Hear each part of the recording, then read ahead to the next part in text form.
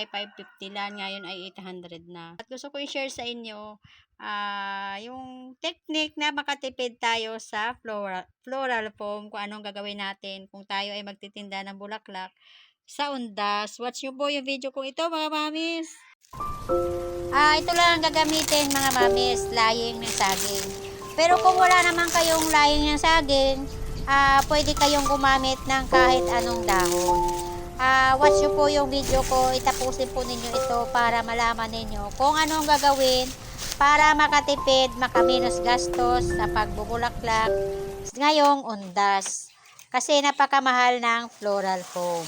Napakaganda po, mga mamis, ang gagawin ko. At sana magustuhan nyo yung video ko ngayon. Dati, itong papel ginagamit ko.